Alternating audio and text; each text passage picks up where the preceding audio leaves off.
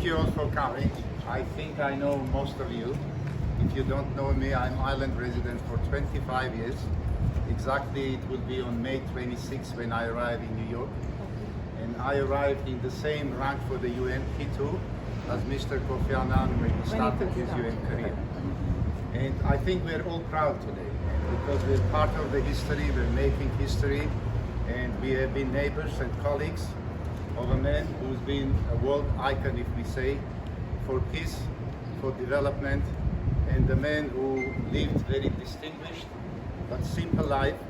Today we'll be speaking of him as a neighbor and as a man that we knew. We can speak volume, of course, of Kofi Annan's career, a distinguished career of a diplomat. He was 7th Secretary General of the UN.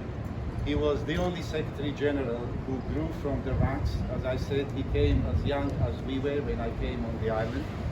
Unfortunately, I didn't have a chance to live with him on the island because he left and I came afterwards. It was just a few months.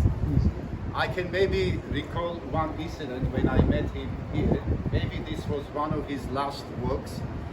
It was end of 1996. He became the Secretary General from January 97, and he stayed for 2 terms, which is December 2007.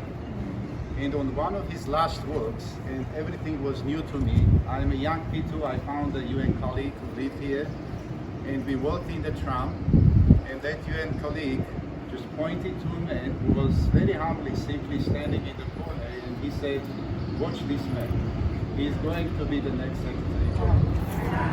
And at that time, obviously, we had to digest a lot.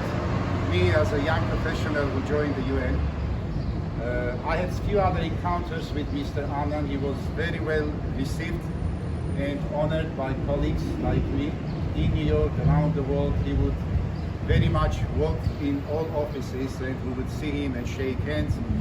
I also had a chance to shake hands in Bosnia when I was in peacekeeping mission, and Kofi Annan, also known as a Secretary General, who was a reformist, who was an innovator.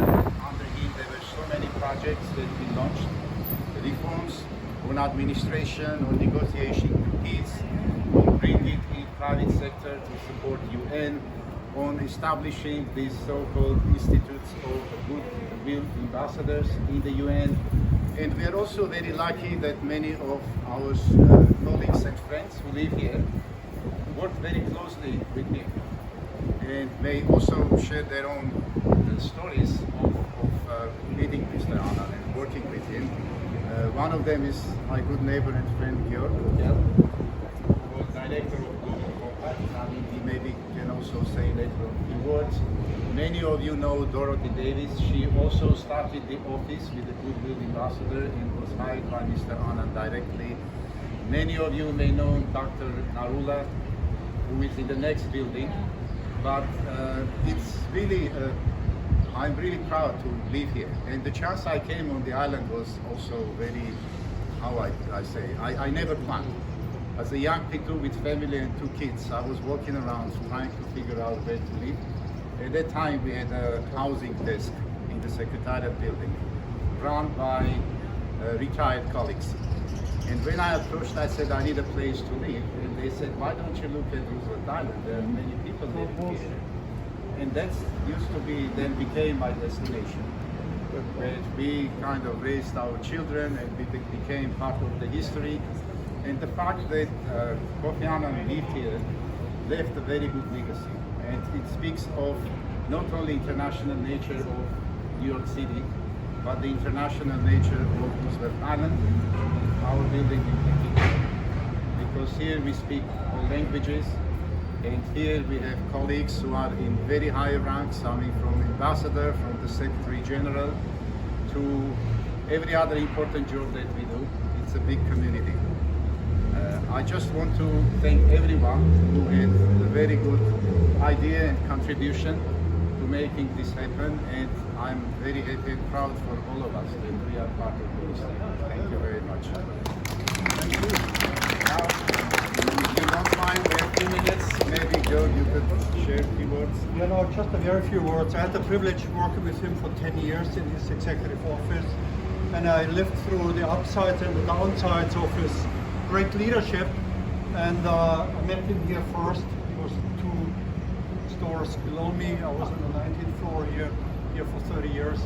And when he was still USG Undersecretary General for Peacekeeping, and my big luck in my life was that he called me into his office right when he was appointed, and that changed my life forever. And I'm still working on his legacy worldwide, the UN Global Compact, Principles for Responsible Investments. I want to share one story with him because the world has done a great injustice to the greatest leader I've ever experienced in my life.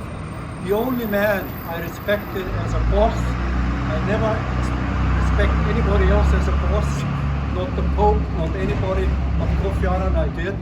And the reason was he was humble, he was wise, and he had compassion, real compassion. I traveled with him in many places around the world, and I witnessed it firsthand.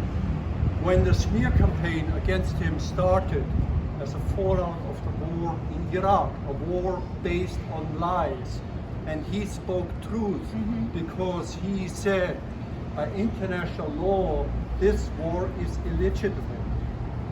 Some party here in the US decided to go against him, and they used the oil for food system, which by the way was run by the Security Council, where the US had twice as many people on it than the UN had in total staff, to use this against him as a revenge. And the biggest smear campaign in the UN history started where people would every day read the UN is corrupt. They invested $30 million to find dirt against him. Dirt. It was a huge smear campaign which lasted for 4 years. Kofi Annan was broken. He lost his voice. He was lonely in his office. In the end, he was exonerated. Nothing was found.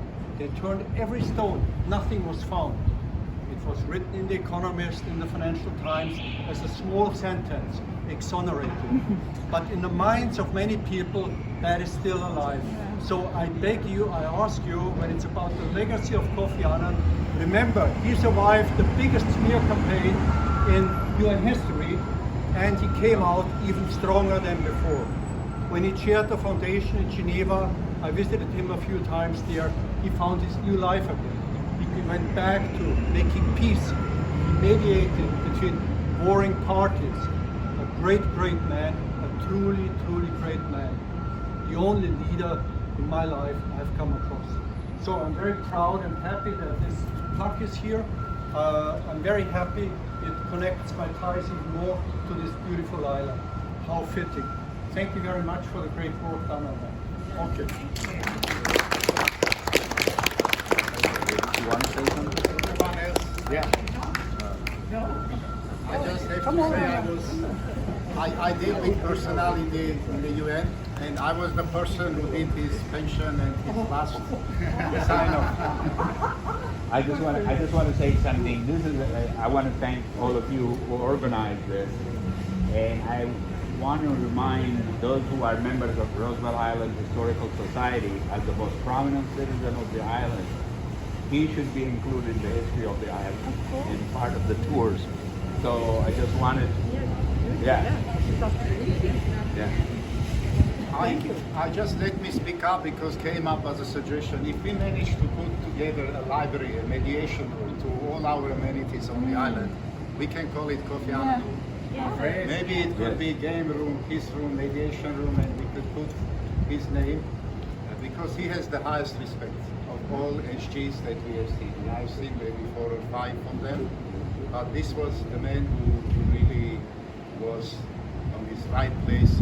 May I make one proposal? I wrote an obituary when he passed away, and whoever is interested, maybe I can share it with you so you can say the wrong person. Because working on his legacy, I think is really important, because his mindset is now being lost in the world. The world is becoming more nationalistic, selfish, less collaborative.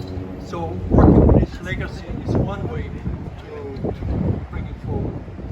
If that's okay. Sorry for Thank you. Thank you. Everyone, and thank you very much. I don't have really much to say because a little louder. Suren That's the point. You That's soft voice. That's the problem with me. I want to thank everyone and say hello to everyone. I want to thank Suren and Jeff Care, I think. I have nothing to add because they've said it all. Personally, I didn't work directly with Kofi Annan, but I worked with the UN, not the UN, the UNFPA, but when I was here, it was in 2001, it was there. So I witnessed all that I've been talking about starting from that time. So I have nothing to add, only to thank you very much for your speeches and the testimonies, and to thank also everyone on the island and the board who made that decision to honor him, because he lived here with many of you. I wasn't here when he was living here, I came after. So we want to thank you very much, and as African, we're very proud to have a Secretary General like Kofi Annan, who represented us really at very high standards. So we are grateful to him, and we are grateful to everyone who celebrated his life and his deeds and his action in the UN and even beyond the UN. Thank you very much. We will come up with the idea of just telling Sudan that maybe we can find a place where there might be a kind of legal space to honor him. We'll see if we have to share testimonies or photos or something like that.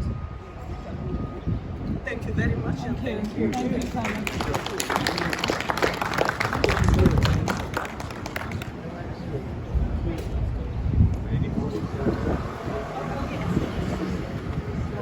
Can I just say something? I want to say something a little bit about Nan.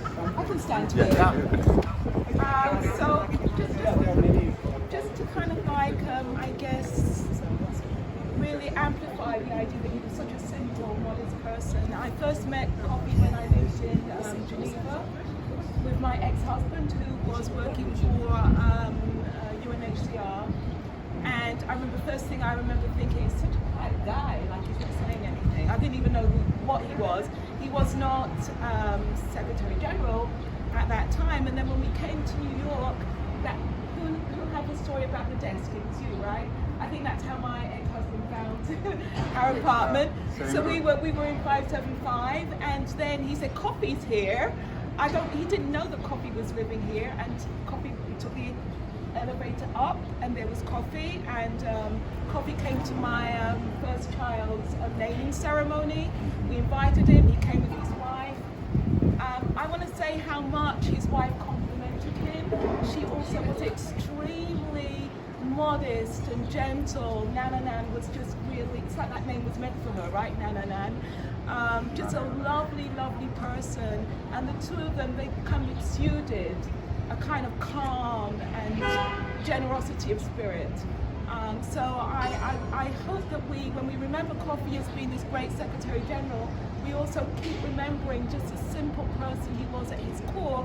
And of course we all know that he came from royalty, and you know, it becomes a bit of a joke because everybody says, yeah, every African comes from a chief, father was a chief, but his actually was. And but yet, and maybe that is what's being a chief, a real chief, is simplicity, not arrogance.